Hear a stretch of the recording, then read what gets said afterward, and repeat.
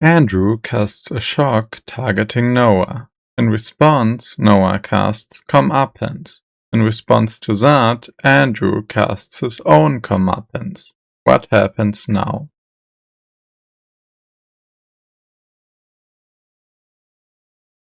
Well, let's just walk through it. Shock attempts to deal 2 damage to Noah, but Noah's Comeuppance prevents that. Then, because it prevented 2 damage from a non-creature source, it will attempt to deal 2 damage to Andrew.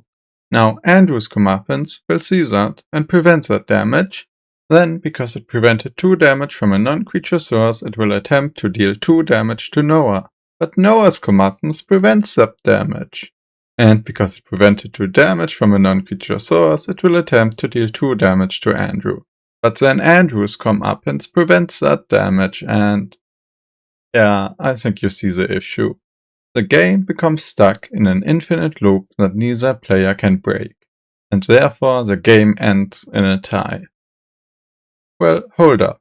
What if Noah had a stifle in hand? Could he use that to break the loop? For that, we need to take a look at how Comeuppance works. Comeuppance says if damage from a non-creature source is prevented this way, Comeuppance deals that much damage to the source's controller.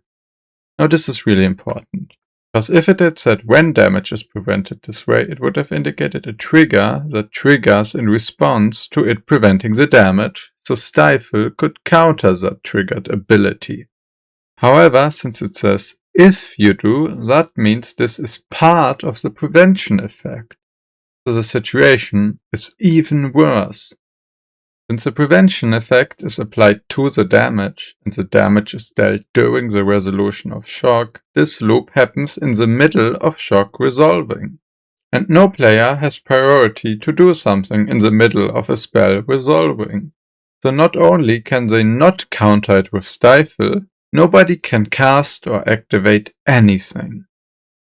Even something like Flaring Pain would need to be cast before the shock begins to resolve, because the game instantly ends in a tie as soon as it does.